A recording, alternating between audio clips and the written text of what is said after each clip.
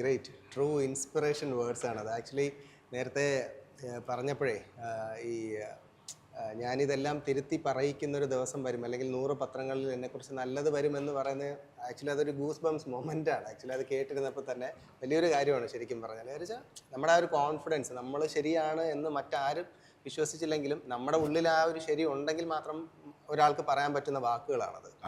അതും താങ്കൾ ഒറ്റപ്പെടുമ്പോൾ, എക്സാക്ട്. താങ്കളെ ചുറ്റിലും താങ്കളുടെ കഴിവുകളെയോ ഇല്ലെങ്കിൽ താങ്കൾ ഇനിയും വീഴാൻ ചാൻസ് ഉണ്ട് എന്ന് ചിന്തിക്കുമ്പം താങ്കൾ ഒറ്റയ്ക്ക് എണീറ്റ് നിന്ന് അതിനകത്ത് ഒരുപക്ഷെ താങ്കളുടെ വീട്ടിനകത്തുനിന്ന് പോലും ഒരു സപ്പോർട്ട് വേണമെന്ന് നിർബന്ധമില്ല. കാരണം അവർക്കും പേടിയാണ്.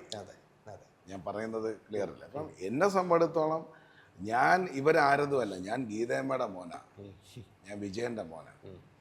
അപ്പം ഞാൻ എപ്പോഴും ചിന്തിക്കും, നിങ്ങളായാൽ പോലും ചിന്തിക്കേണ്ടത്, നിങ്ങളുടെ അമ്മച്ചി നിങ്ങളെ കൂടെ നിന്നാൽ, നിങ്ങളുടെ അച്ഛൻ നിങ്ങളെ കൂടെ നിന്നാൽ നിങ്ങൾ എന്താവും. കാരണം നമ്മളെ ജീവിതത്തിൽ നമ്മൾ നശിച്ചു പോകരുത്.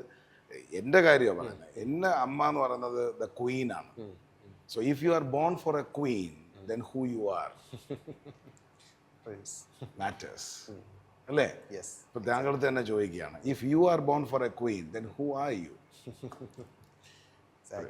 B so be it. Simple അല്ലേ? ഞാൻ ഇതിനകത്ത് ഇപ്പം നിങ്ങളെ അമ്മയെ നോക്കിയിട്ട് നിങ്ങൾക്ക് ഇത് തന്നെ പറയാം, എൻ്റെ കാര്യം വിട്, അല്ലേ? I am born for a queen, so be it. Proudly says. അതെ, ഞാനെൻ്റെ മകൻ്റെ അടുത്തും പറഞ്ഞു കൊടുക്കുന്നത്, നീ പഠിക്കേണ്ട ഒരു കാര്യം, നിന്നെപ്പോലെ ഒരു മകനെ ജനിക്കണം എന്ന് നീ വാശി പിടിക്കാവൂ. അപ്പുറത്തെ വീട്ടിലെ ശശാങ്കനോ സോമനെയോ കണ്ടുപഠിക്കാനോ, അപ്പുറത്തെ വീട്ടിലെ അയാളെ മോനെ കണ്ടുപഠിക്കാനോ പറഞ്ഞിട്ട് കാര്യമില്ലല്ലോ. നമ്മൾക്ക് ജനിക്കുന്നത് നമ്മളെപ്പോലെ ഇരിക്കണം, നമ്മളായിരിക്കണം. അപ്പോൾ എൻ്റെ അമ്മച്ചി ഉണ്ടായിരുന്നെങ്കിൽ എന്ത് ബോൾഡായിട്ട് കൂടെ നിൽക്കും. അത് മതി, ആ ഒരു ഒറ്റ ശക്തി മതി. അതാണ് മാതൃത്വത്തിൻ്റെ രുചിക്കൂട്ടുകൾ എന്ന് ഞാൻ അവകാശപ്പെടുന്നത്. എൻ്റെ അച്ഛൻ ഒരു പൊളിറ്റീഷ്യനോ അമ്മ സിനിമാ നടിയോ ഒന്നുമല്ല. പക്ഷേ ഇൻഡസ്ട്രിയിലുള്ള ഏറ്റവും ടോപ്പ് പൊളിറ്റീഷ്യൻസ് ആൻഡ് ഇൻഡസ്ട്രിയിലുള്ള ഏറ്റവും ടോപ്പ് സെലിബ്രിറ്റീസ് ഈ കൈ കൊണ്ട് ആഹാരം കഴിച്ചിട്ടുണ്ട്. എനിക്കതൊരു വലിയ കാര്യമല്ലേ? ഉറപ്പായിട്ടും 100% വലിയ കാര്യം തന്നെയാണ്. ഇതൊരു ഭയങ്കര ഒരു ട്രൂ ഇൻസ്പിറേഷൻ സ്റ്റോറി തന്നെയാണ്. നമ്മളെപ്പോലുള്ള ഒരുപാട് പ്രേക്ഷകർ ഇത് കാണുമ്പോഴേ, നമ്മുടെ ഒരുപാട്, അതായത് ബിസിനസ്സിലൊക്കെ ചെയ്ത് പരാജയപ്പെട്ട് തകർന്നു പോയിരിക്കുന്ന ഒരുപാട് മനുഷ്യരുണ്ട്. നമ്മുടെ വ്യൂവേഴ്സ് ആണെങ്കിലും നമുക്ക് വരുന്ന കമൻറ്റ് സെക്ഷനിലൊക്കെ ആണെങ്കിലും ശരിക്കും താങ്കളുടെ ഈ ഒരു സ്റ്റോറി എന്ന് പറയുന്നത് അവർക്ക് കൊടുക്കുന്ന ഒരു മോട്ടിവേഷൻ ചെറുതല്ല. കാര്യം ഇത് വെറുതെ ചില വാക്കുകളിൽ പറയുന്നതല്ല, ജീവിതം ജീവിച്ച് തെളിയിച്ച് കാണിച്ച ആളാണ്, അല്ലേ? അതൊരു ഒരിക്കലും നമുക്ക് അതിനെ ഒരിക്കലും നിസ്സാരവൽക്കരിച്ചോ അല്ലെങ്കിൽ വെറുതെ ഏതെങ്കിലും മോട്ടിവേഷണൽ ബുക്ക് വായിച്ചോ പറയുന്നതല്ല.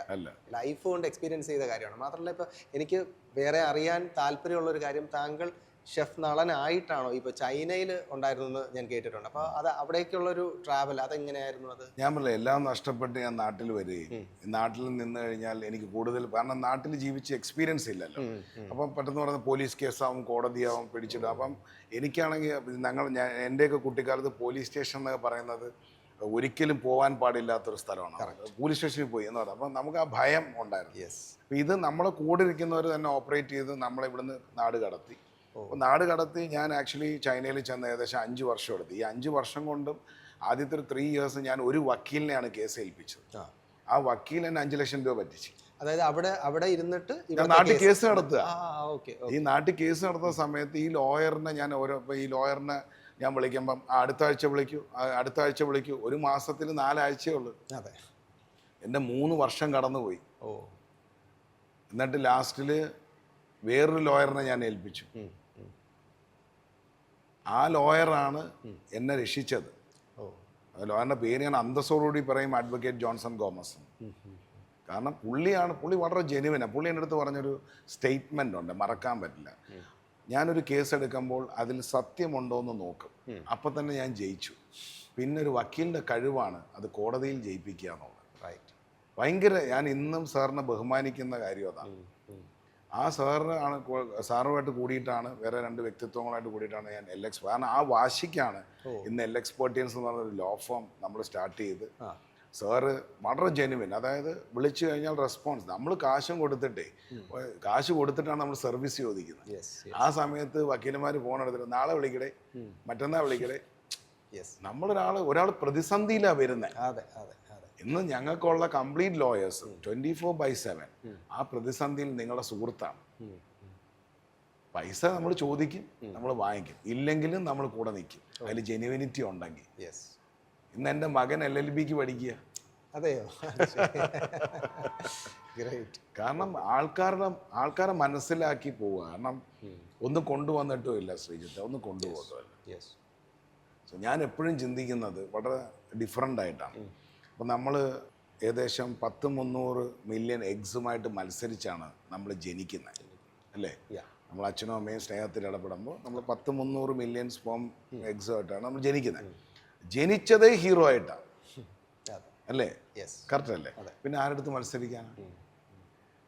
ഞാൻ പിന്നെ ആലോചിക്കുന്നത്, ഈശ്വര, ഇതൊരു ജേണി ആയിരിക്കും. നമുക്കെല്ലാം ഒരു പ്രിപ്പറേഷനും ഒരു പ്ലാനിങ്ങും ആയിരിക്കും. കാരണം 9 മാസത്തോളം ഞാൻ എൻ്റെ ഒരു ഹോളിസ്റ്റിക് സ്റ്റഡിയാണ്. 9 മാസത്തോളം ഞാൻ എൻ്റെ അമ്മയുടെ വയറ്റിലിരുന്നപ്പോൾ ടോട്ടലി ഫ്ലൂയിഡ് ആയിരുന്നു, അല്ലേ? എനിക്ക് കഴിക്കാനുള്ളതെല്ലാം ആ വയറ്റിൽ പ്രിപ്പയർഡ് ആയിരുന്നു. യെസ് അല്ലേ? ഒരു സൈഡിൽ 9-ാം മാസം എൻ്റെ അമ്മയുടെ വയറ്റിൽ നിന്ന് വലിച്ച് വെളിയിലിടുമ്പോൾ ഒരു സൈഡിൽ മരണവും ഒരു സൈഡിൽ ജനനവും നടക്കുകയാണ്, അല്ലേ? നിലയും വിളിച്ചുകൊണ്ടാണ് ഞാൻ ഈ ഭൂമിയിലേക്ക് വരുന്നത്. ഒരാവശ്യമില്ലാത്തൊരു കാര്യം. നില വിളിച്ചുകൊണ്ട് എന്താ വന്നേ? രണ്ടാമത്തത്, ഈ ഭൂമി എടുത്തു നോക്കിയാൽ ഭൂഗർഭമാണ്. മുകളിലും വെള്ളമാണ്, താഴെയും വെള്ളമാണ്. കഴിക്കാനുള്ളതെല്ലാം പ്രകൃതി പ്രിപ്പയർ ചെയ്ത് വെച്ചിട്ടുണ്ട്. ഇനിയാണ് ജനിക്കുന്നതെങ്കിലോ?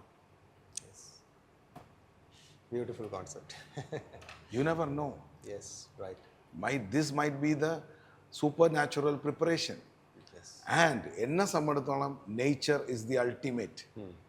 I don't use any kind of chemicals. എനിക്ക് ഇപ്പം ഒരു തരത്തിലുള്ള കെമിക്കലും, അത് ഗുളികയാവട്ടെ മരുന്നാവട്ടെ, എൻ്റെ ലൈഫിൽ ഞാൻ ചിന്തിക്കുന്ന I am from the nature.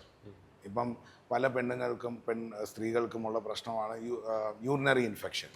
Pineapple juice കുടിച്ചാൽ മതി, ഐസ് ഇല്ലാണ്ട്, വെള്ളം ഒഴിക്കാണ്ട് ഫ്രഷ് പൈനാപ്പിൾ ജ്യൂസ് 2-3 ദിവസം കുടിച്ചാൽ യൂറിനറി ഇൻഫെക്ഷൻ മാറും.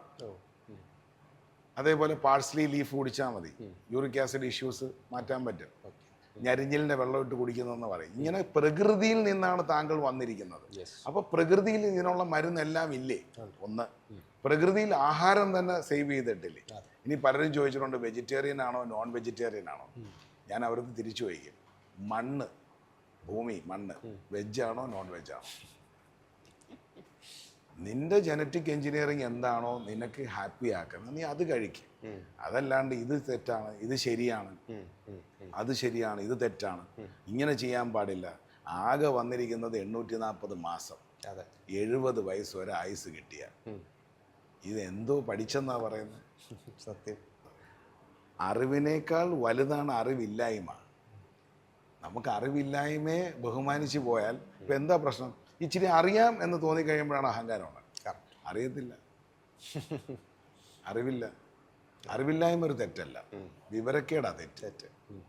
ഈ തോട്ട് പ്രോസസ്സ് ആണ് എന്നെ നിലനിർത്തിക്കൊണ്ട് പോകുന്നത്. ഞാൻ എന്നെ തന്നെ എഡ്യൂക്കേറ്റ് ചെയ്യുന്നത്, എന്നെ തന്നെ ഇമ്പ്രൂവ് ചെയ്യുന്നത്. ഞാൻ പലരിൽ നിന്നും സജഷൻസും കമൻസും കേൾക്കുമ്പോൾ എൻ്റെ ഏറ്റവും അടുത്ത സുഹൃത്തുക്കൾ വിളിച്ച് പറയുമ്പോൾ എനിക്ക് പറയാനുള്ളത്, ഇപ്പോൾ ബ്രദർ ഒരു കോൺസെപ്റ്റ് ബിൽഡ് ചെയ്യാണ്. ഇപ്പോൾ ഈ ഒരു പ്രോഗ്രാമിൻ്റെ ഒരു കോൺസെപ്റ്റ് ബിൽഡ് ചെയ്യാണ്. ഇത് ബ്രദറിൻ്റെ കോൺസെപ്റ്റാണ്. ഇതിനകത്ത് പലർക്കും വന്ന് അഭിപ്രായം പറയാൻ പറ്റും. അതിനകത്ത് താങ്കളുമായിട്ട് റിലേറ്റ് ചെയ്ത് നിൽക്കുന്ന ആൾക്കാർ പറയുമ്പോൾ താങ്കൾ അതിൻ്റെ ജെനുവിനിറ്റി സ്റ്റഡി ചെയ്തെടുക്കും. എക്സാക്ട്ലി. അല്ലാത്തൊരാളത്തെ ഞാൻ പറയും, എന്നാൽ നീ അങ്ങ് നടത്തിക്കോ. ഞാൻ ഇവിടം വരെ എത്തിയത് ഞാൻ എൻ്റെ ടീമിൻ്റെ അടുത്തും പറയുന്നൊരു കാര്യം, it's my concept, my thought process, my effort and my ideas worked. Yes. If it was your idea, you should have been here and I should have been there. So don't give me that. Support me and help me to grow. We'll grow together. അതാണ് അതിൻ്റെ concept. അപ്പം ഞാൻ ഒരു പലതും പറയും, നിങ്ങളെ brain വീട്ടിൽ വെച്ചിട്ട് വരിക. എൻ്റെ കോൺസെപ്റ്റിന് എനിക്ക് നിങ്ങളെ ബ്രെയിൻ വേണ്ട, നിങ്ങളെ എഫേർട്ട് മതി. ആ എഫേർട്ട് 100% ഇടണം. പല സ്ഥാപനങ്ങളിലും ജോലി ചെയ്യാൻ ചെന്നിരിക്കുമ്പോൾ അങ്ങ് അഭിപ്രായങ്ങളാണ്. അപ്പോൾ ബ്രദർ കഷ്ടപ്പെട്ടായിരിക്കും ഒരു ചാനലും വീഡിയോ എല്ലാം കൊണ്ട് വരും. ഇത് ശരിയാവത്തില്ല. ഞാൻ മെനഞ്ഞാന്നില്ല അവിടെ വർക്ക് ചെയ്തിരുന്ന, അവിടെ പൂട്ടി.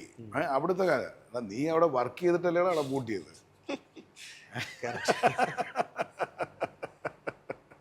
അപ്പൊ നിന്നെ ഇവിടെ ജോലിക്ക് എടുത്തവന് വേണേ അടിക്കാൻ അല്ലേ? ജനറലി നടക്കുന്ന കാര്യം. അപ്പൊ എൻ്റെ അടുത്ത് ആരെങ്കിലും വന്നിട്ട് അങ്ങനെ എങ്ങനെയാന്ന് പറയുമ്പോഴത്തേക്ക് ഞാൻ പറയാം, ചേട്ടൻ്റെ സേവനം വേണ്ട. കാരണം എൻ്റെ തോട്ട് പ്രോസസ്സ് ഇത് എപ്പോഴും അത് ശ്രീജിത്താണേലും ചിന്തിച്ചോണം. ശ്രീജിത്തിൻ്റെ തോട്ട് പ്രോസസ്സിനെ ഒബ്ജക്റ്റ് ചെയ്യുന്ന എന്ത് വന്നാലും അവരെ കട്ട് ചെയ്യണം എക്സാക്ട്. ലൈഫിൽ നിന്ന്. അതാണ് റൂൾ നമ്പർ 1.